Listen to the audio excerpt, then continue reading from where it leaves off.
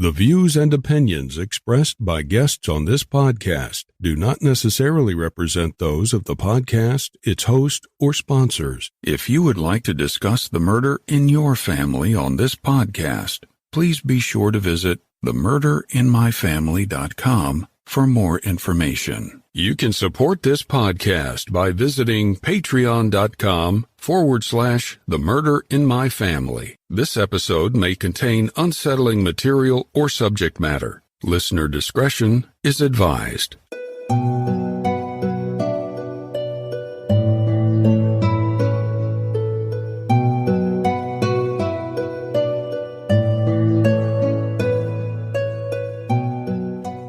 Thank you for joining me for this episode of The Murder in My Family. Before we get started, please allow me a moment to share some important information with you. If you find that you enjoy this podcast, please take a moment to rate and review it wherever you listen to your podcast so that the show can continue to grow and reach new listeners. To learn more about the show or the cases we discuss, please visit themurderinmyfamily.com. You can also find us on Twitter with the handle @murderinmyfam or by searching for the Murder in My Family podcast on Facebook. If you'd like to support this show through a Patreon donation, it's always appreciated, and you can do so by visiting patreon.com/the Murder in My Family. Benefits of supporting the show on Patreon include early access to ad-free episodes of the show, plus bonus content not heard in regular episodes. Support may also include thank you cards, stickers, and more. If you prefer to, you can also support the show through a PayPal donation by visiting paypal.me/the Murder in My Family. In each episode, I'll give shoutouts to any new supporters. And thank you to all the supporters that generously donate to help keep the show growing and improving. In recent episodes, you've heard me mention about CrimeCon, the true crime convention in New Orleans this June. There's so many things to do there if you're into true crime. And of course, if you're listening to this podcast, you probably want to visit Podcast Row, where I'll be alongside some great podcasts and hosts. If you're on the fence, don't delay. Get your badges today by visiting crimecon.com, and at checkout, use my promo code, Criminology19, to save 10% on your standard badge. In addition to CrimeCon, one other event that I'm really excited about is the 2019 Cold Case Conference, being put together by ISOC, the American Investigative Society of Cold Cases.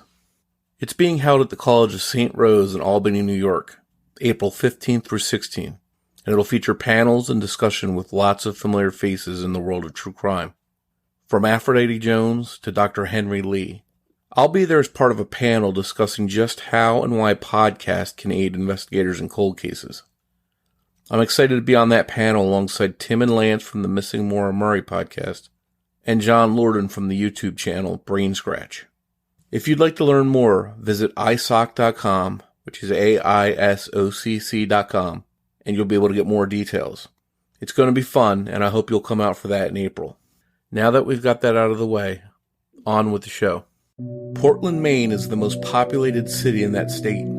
It's a city that's known for beautiful waterfront views and its fishing industry. And although you probably don't think of Portland when you think of crime, the city's crime rate is about 6% higher than the national average. But that's probably due to most of the state's residents living in Portland and its outskirts. It then begins to make more sense. But overwhelmingly, the city's crime is connected mostly to theft, and only averages 2 murders per year. One of those murders occurred in November 1990. The victim, a 26-year-old father of 2 named Scott Sampson, died on the sidewalk in front of a convenience store in the early morning hours of Tuesday, November 13th. Just before 2 a.m., police were called to investigate an unconscious man in the front of the store located at 64 Pine Street in the west end of Portland. When police arrived just moments later, they found Scott Sampson by himself lying on the ground, bleeding from multiple wounds that they would later determine were stab wounds. Scott Sampson never regained consciousness and died at the scene. The only possible witness, ironically, was a passing police officer. As he drove by the store, he looked over, and he saw Scott Sampson and another unknown man together in front of the store. The 2 men appeared to be having some sort of physical altercation. but the officer couldn't tell if the two men were horsing around or actually fighting. The officer continued driving up Pine Street, and after driving for a short distance, decided to circle back to check on the men. During this time, police received the call that a man was lying unconscious on the sidewalk. By the time the officer arrived back at the scene, the second man was gone, and Scott was lying on the ground bleeding. Near his body, investigators found the bike that Scott had ridden from his girlfriend's house to the store. They also found possible physical evidence that may have been connected to Scott's killer. But the lack of a murder weapon, a motive, and a suspect immediately made this investigation an uphill battle. And unlike today, where there seems to be so much video surveillance, a camera on every corner, or in every store, that wasn't the case back in 1990. Scott's family, who were very religious, were devastated by his murder, but tried to turn to their faith to make sense of what happened. They had the difficult task of trying to explain to Scott's young sons, 5-year-old Sean and 2-year-old Kyle, that their father was gone and wasn't coming back. Following Scott's murder and news releases about the case, police made it a point to mention that Scott had a criminal background for offenses that included assault and drunk driving. And it's not clear what, if anything, Scott's record had to do with his murder. But to some, it came off as victim blaming by the police. By all accounts, Scott Sampson wasn't a choir boy. He wasn't perfect. He was a 26-year-old man still trying to find his way in the world, and he made some mistakes along the way. Although Scott's relationship with the mother of his sons ended, he remained a devoted and dedicated father. When Scott lost his driver's license due to the drunk driving charges, he was determined to not let that stop him from being there for his children. He often rode a bike for miles just to see his boys. Both Sean and Kyle were so young when their father died that their memories of him are few and far between. They've had to rely mostly on photos and stories about their father to fill in some of the blanks. They've even discovered that their father, who was rough on the outside, had a softer interior, even writing poetry. But poems, stories, and photos aren't enough. Sean and Kyle, who are both grown men now with families of their own, want what they missed out on, a full life with their dad. They would have liked to have gone fishing with him, or maybe to a baseball game or movie. That never happened.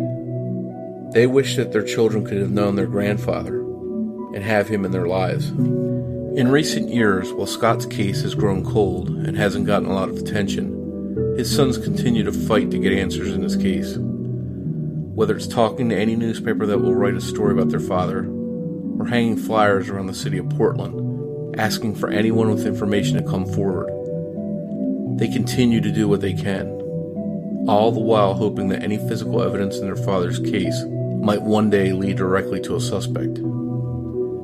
In recent years, police investigating Scott Sampson's murder have been working with DNA that possibly belongs to Scott's killer, but as of now, it hasn't led to an arrest.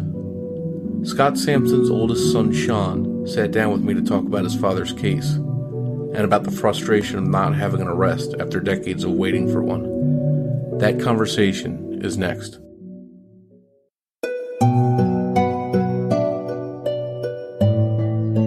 Sean, thanks for discussing your father's, Scott's case with us today. Yeah, no problem. You were just 5 years old, and your brother Kyle was just 2.5, is that correct, when your father was killed? Yes, that's correct. And being that you were both so young, do either of you have any memories of him from so long ago? I do. I have some memories that I hold close to my heart. My brother, unfortunately, doesn't really remember much. He does have some vague memories of the funeral, and that's about it. And do you guys feel as if you were robbed because you don't have those memories? Is there some kind of a piece missing to your lives because you didn't get the chance to get some of those memories with your dad? Absolutely. The little things in life, when your dad can take you fishing or throw a ball with you or, teach you to play football. It's just the little things that we really missed out on. Even just something as simple as going to a movie, And unfortunately now we both have children and, they're missing a grandfather. So it's something that's going on beyond just you. It's going on to another generation, to your kids. You got it. It's affecting my kids now and my brother's kids, not having a grandfather, and to explain that to an 8-year-old is pretty hard. When your dad was killed, I assume that your family at the time, because you were so young, they probably had to handle that news delicately with you. What did they tell you happened to your dad? They originally just told us, that he had to go to heaven, and my family's very religious, so my grandmother took the God approach and said, God needed a new angel, and explained to me that the good die young, and kind of that whole approach with with God and angels, and how God needed a new angel and a new helper. So that kind of was the story for a while until I started asking questions, and as I asked questions, my family didn't really beat around the bush with me, so they really kind of sat me down, my aunts and uncles, my grandmother and my mom, and explained the whole story to me probably by the time I was 8 or 9. So you had at a pretty early age, you had an understanding of what had happened to your dad. Absolutely. About 8, I would say 8 or 9, my family sat me down and, explained to me that my dad was murdered and that the killer was still free, and there's no leads, no tips, it's just a typical cold case. And how did that affect you as a young child growing up? How did you cope with that? Did you have, you mentioned you were religious. Did you have the church get involved to help you, guide you through that? Or was there counseling of any kind that you had to do? Yep. So, I guess my mom and the school kind of got together and got me with the school counselor. And, I talked quite a bit with the counselor and tried to open up. But really, I started opening up as I got older, trying to use my outlets as like sports and, lifting weights and striving to be better at basketball or baseball or whatever I was into at the time. Just kind of submersing myself into that just to, wrap my head around it. I always kind of thought, why me? Why my family? Why do I have to grow up without a dad? Now, therefore, my mom has to struggle, to provide for us. And, why couldn't it happen to somebody else? Or why couldn't I be somebody else? It was always the questions that always ran through my mind. And a lot of times without having a father figure, you can go down the wrong path and things in your life can get affected negatively, but it sounds like you tried to work through that with some positive things to keep you grounded. Yeah, my family always wanted to steer me in the right direction. With the religion, I was at school 5 days a week, and then come Sunday, we did Sunday school. I'm Catholic, so we always, we had to be at church for 9, lunch, dinner, whatever, with the family on Sundays. Family is really important to my family, so we really stuck together, and they made sure that I didn't take that ride. It would have been easy for me to just, get on drugs and try to escape at 15, 16. But like I said, my escape was sports and lifting weights, and it still is to this day. At 33, 34 years old, I'm still playing soccer and boxing, and I'm constantly playing basketball and at the gym, and I just use that as my outlet. I still am frustrated with this whole case, and I think about my dad every day. There's not a day that goes by that I don't think about him. And have you had to become sort of, I talk to a lot of people on the show that become their own sort of armchair detectives trying to figure out what happened to their loved one. Have you gone down that road where you're constantly going through stuff and trying to figure out who did it and why? Absolutely. That brings me to you.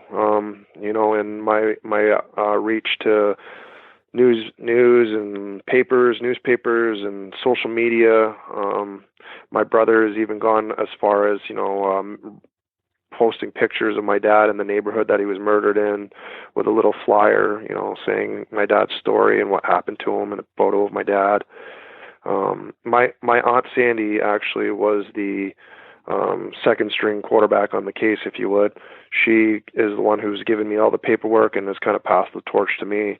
She worked on my dad's case from probably, I'd say, the summer of 91 right up until probably the late 90s, 98, 99. And then, my grandmother started falling ill and just life caught up with her. So she kind of gave up and passed the torch to me. And so now here I am with a file in front of me of my dad's, police records and homicide reports and autopsy reports and, death certificates and everything I can do to connect with my dad, even poems that he's wrote, and things like that. Just trying to go through everything. I've been through it all probably about 100 times, and nothing really stands out other than his girlfriend at the time. So I actually reached out and contacted her.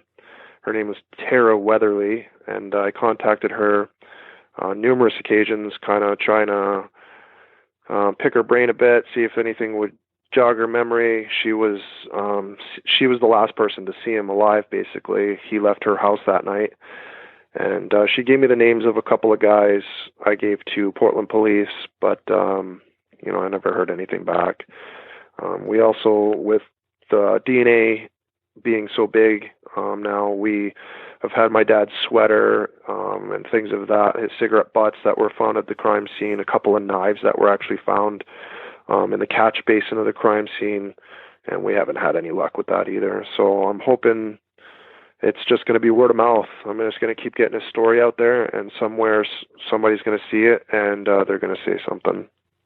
Let's take a second to talk about our sponsor today, Care Of. Support for this episode of The Murder in My Family comes from Care Of. What is Care Of? Care Of is a monthly subscription vitamin service that delivers completely personalized vitamin and supplement packs right to your door. I tried Care Of, and it was so amazingly easy. I took a 5-minute quiz at takecareof.com that asked me questions about my diet, health goals, and lifestyle choices, all to find out what vitamins and supplements I needed. A few days later, a box was delivered right to my door with a supplement and vitamin plan tailored to my specific needs. The enclosed plan was so personalized, it referred to me by name throughout the plan and on each daily pack of supplements and vitamins. Producing a podcast takes a lot of attention and focus, so I was especially excited to try Rhodiola, and I'm starting to notice that I have a clear head whenever I sit down to write and record. The ready-to-go daily packs are perfect for people on the go or with a busy lifestyle, and Care Of even offers vegan and vegetarian supplements to match your dietary needs. Take advantage of this month's special New Year offer.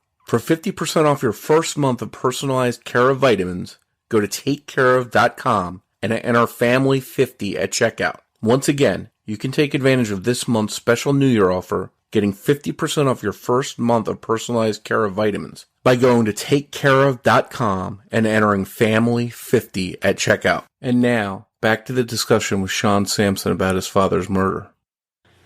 And you mentioned your dad's girlfriend at the time, so your folks were separated or divorced at the time?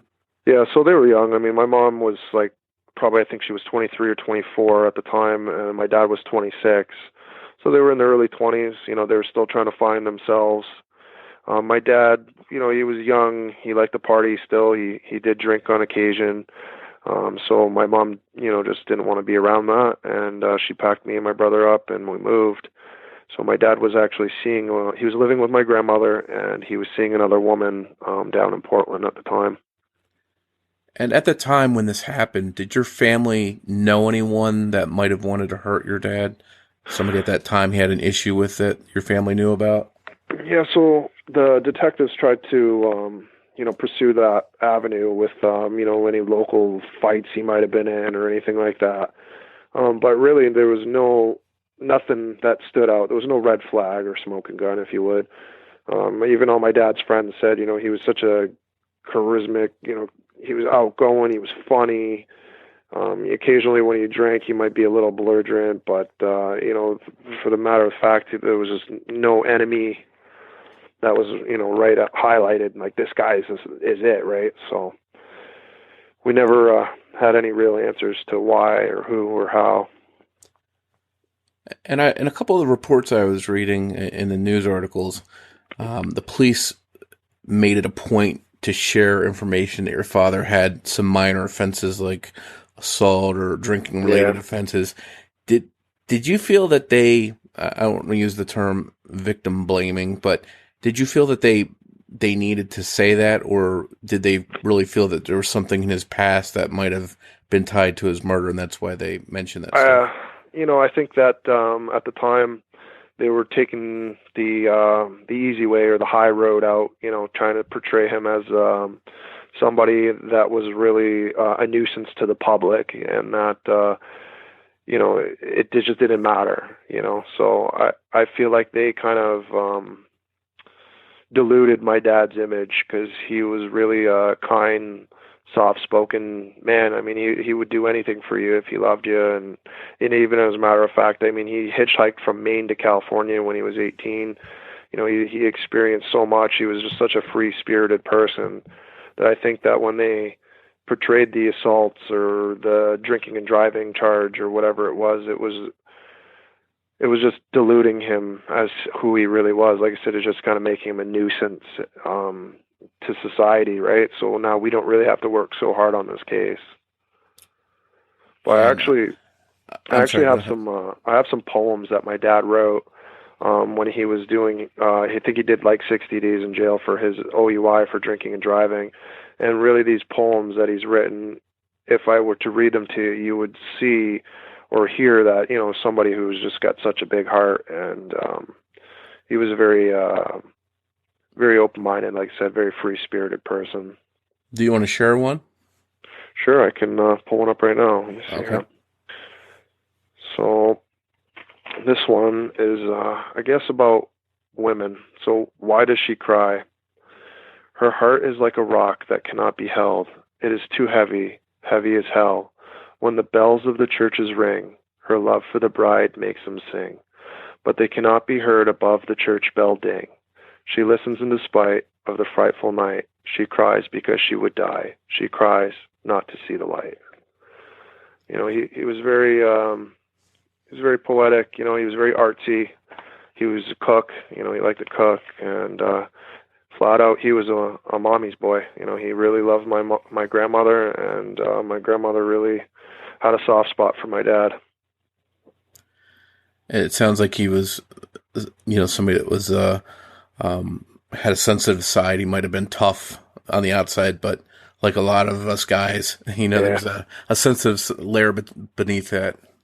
If you were to speak to any of my cousins that are older than me, they would tell you, amazing things about my dad. My dad would take them for bike rides and swimming. And when my cousin Ryan was in karate, which eventually got a black belt. My dad would teach him all kinds of things, and there was no end to my dad's heart. There really wasn't. Which makes it even worse that you missed out on that time with him, because you might have had lots of great experiences with him. Absolutely. From what I can remember with him, the 3 or 4 memories that I do have, I have one good memory where, we pitched a tent in my aunt's backyard, and we slept under the stars. It was one of those nights where you could just keep the top off the tent so you could see through the screen. And we looked at the stars all night, and we talked about, heaven and earth and maybe what's out there and aliens. And, he's just so open-minded. And then in the morning I woke up and he was gone, and I panicked.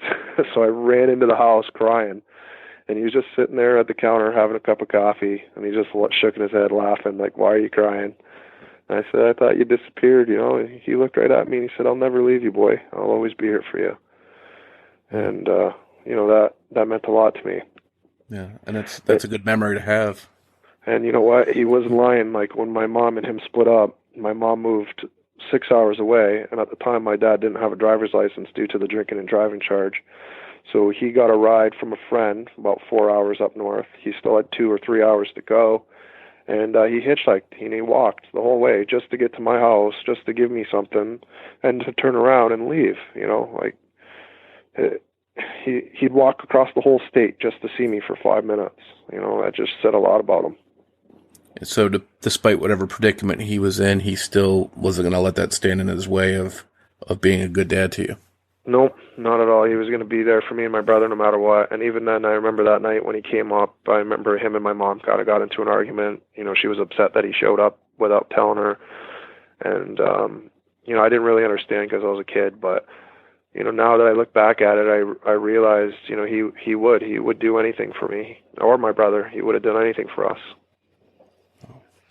And let's talk a little bit about some of the clues. Or you mentioned DNA, so they do have some potential DNA evidence that they're working with in the case. Well, so from what they've found, like off the sweater that he was wearing and like cigarette butts at the crime scene and things like that, they sent it out for the DNA analysis. There was never any hits that came back. So I'd like to think that they have that DNA on file, but the person that committed the crime is just not in I believe it's called CODIS, which is like a national database where criminals' DNA go to, right? So I don't think there's much they can do with it. And then at the time, there was early stages of the, I believe it's mitochondrial DNA, where they can like split hairs and kind of get into the hair aspect of it, and nothing really came about of that as well. So I think, like I said, really the evidence in the case is really limited, and that really our biggest weapon to find out who did this is just word of mouth. Excuse me. So, and the good thing about DNA is that although there might not be a lot to do with it now, it's always advancing. So maybe a couple years from now, there might be some new groundbreaking science that they can do other stuff with it that they can't do currently. Absolutely. There's actually a thing out I was just reading about the other day that they can, so you submit the DNA, and through their computer algorithm, they can tell you what color hair that person has, what eyes they have, their genetics, and then they actually can come up with a composite of what that person may look like. So it's kind of something I've been looking into. I don't know if I can get a hold of Portland PD to submit the DNA because it is a private company, and I'm not sure what the cost is on that either, but something I'm kind of looking into right now. Yeah, it's great seeing all in the news all these different cases being solved with DNA. Cases that for years were cold and couldn't be solved, and then lo and behold, there's DNA work that they're doing. So there's always a chance when you have DNA of some sort that something can happen, even if it's not now, maybe a couple of years from now. If they don't have enough now to work with it, maybe down the road they can. Absolutely. And like for people like yourself who are doing podcasts and things like that's really another weapon for everybody in my situation. So that's good. We're thankful for that. So were there any witnesses or anything at all as far as potential clues or evidence about what happened and who did it? So that's another avenue, really. There's no real witnesses. So what happened was my dad had entered the store on 64 Pine Street in the west end of Portland. And he entered the store. It was a 7-Eleven or a Cumberland Farms or something like that at the time. He went in, got something to eat. It was really late at night. It was about 2 o'clock in the morning. He was leaving his girlfriend's house. He got some food, walked out. So at this time, a patrol officer drives by and sees my dad speaking with another man. Now, in some of the reports, it says that he actually saw them jostling, like they were friends, they were buddies, maybe shoving, pushing, joking around kind of thing. And then the police officer drove back by, I'm not sure exactly how long later, but then realized that upon his arrival that he's seen my dad laying face down. So he approached my father. My dad didn't respond to his verbal commands, so he attempted to find a pulse on him. And once he tried to find a pulse, he was unable to find that pulse. And then he just notified dispatch right away. And they automatically shut it down and made it a crime scene. And they weren't able to get any kind of surveillance video or any of that kind of stuff either? No, not in 1990. It was, it's not like today where everybody has a camera on their front porch, So I'm pretty sure, because later in life I actually went to a community college in Portland for criminal justice, and two of the detectives that worked on my dad's case were, one was a professor at that school, and the other one was the head of security at the school. So I sat down with them both, and they said, they canvassed the area, they talked to people in the area, they tried to find as many cameras as they could, but there's just no avail. So let me ask you this: after 30 years, what gives you the drive to keep on going and keep on looking for answers? Right now, it's for peace of mind for me and my brother, and peace of mind for our children, where they don't have a grandfather. I think that showing them that we never give up on this, and keep pushing. Anything's possible, right? And when my grandmother was sick a few years ago, she said to me her dying wish was to find out who took her boy. She said, "I want to know who took my Scotty." And I looked right at my grandmother and I told her, I said that, if we can't find him before you go, I'm not gonna give up. So I'm gonna keep going for the rest of my life. But at this point, I realized that the gentleman who murdered my father was probably in his late 20s, maybe early 30s. So he's getting up there. He's probably in his late 50s, early 60s at this point. So my window of opportunity is shrinking every day. Hopefully police are able to get a name for you and make an arrest, and you can find out who it is, and he doesn't pass away before the police catch up to him. That's my goal anyway, or even if this guy's going to be on his deathbed and at least he tells somebody, at least I have something. And you mentioned a little bit earlier about reaching out to the police. Are they in regular contact with you? Do you have regular discussions with them to see what's going on and to make sure they're still digging into the case? Yeah, my Portland PD experience is pretty subpar. I mean, it's a cold case, so it's really not of any importance. But at the bottom line is that they only have so many cases to work on in Portland. There's only 20 unsolved cases, I think. So my dad's case is one of the oldest. There's only one more before him that is one of the oldest cases in Portland, Maine that's unsolved.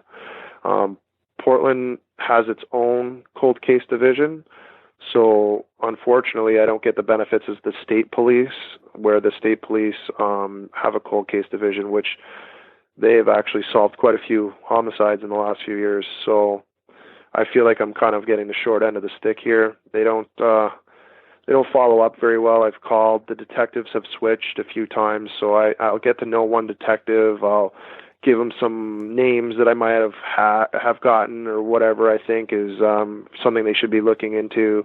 And then next thing you know, I call back and it's a new detective on the case, and it's phone tag. They never get back to you. So my experience with them is just not very pleasant. Well, hopefully somebody there is working on it and it's not just forgotten and put up on a shelf someplace. They're actually thinking of ways to solve it, and whether it's the DNA or new science, hopefully they're doing that and looking into the case continually. Well, I'm not going to give up. Like I said, I'm going to keep going until I get some answers. So they're going to hear from me a couple times a year, whether they like it or not.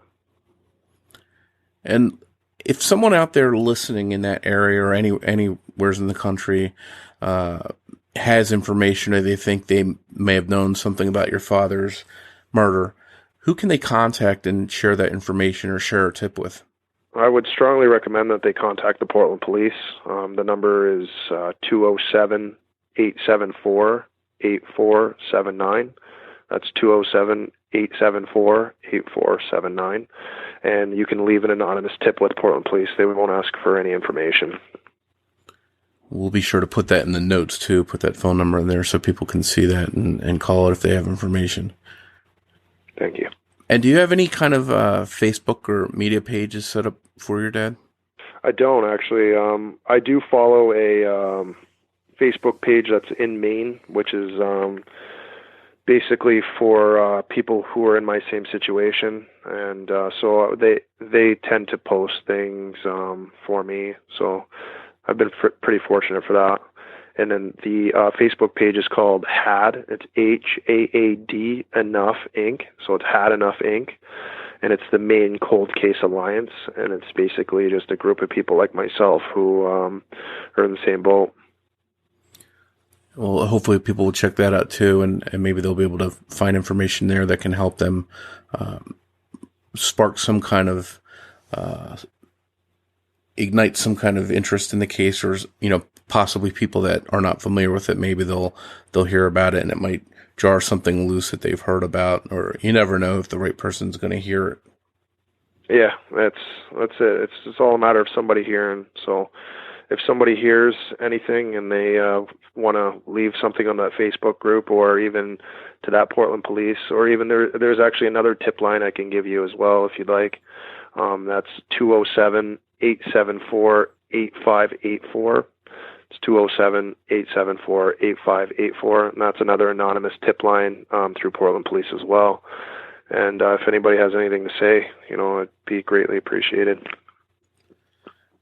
And just to close out, when you're thinking of your dad, or other people are listening to this and hearing about your dad, what do you want the takeaway to be about him and about his life?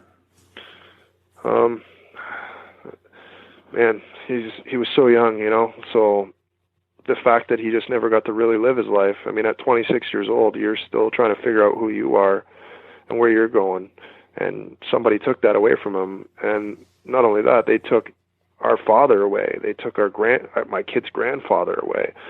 They took a loving man away. Somebody who, like I said, was a mama's boy. He was just maybe rough on the exterior, but he had the biggest heart. And I feel like that, like you said earlier, that the media, they just focused on his drinking or his assault, but there's two sides to every story. Drinking and driving is plain black and white, but an assault charge, there could have been a fist fight between two guys at a young age. We're talking in their early 20s. Most of the people that I know who've been into a bar in their early 20s are getting into a fight. It's just the way it goes. But, I just want people to know that my dad had a big heart and that he was a very loving person, and he would do anything for anybody, whether it was shovel the neighbor's driveway or, change a person's tire on the side of the road. He would do anything for anybody. He was a people person. And, it's awful that your family was robbed of having, more years with him and experiencing some of that stuff that you talked about. And I hope for your sake and your kids and your brother and your entire family that they do find out who did this.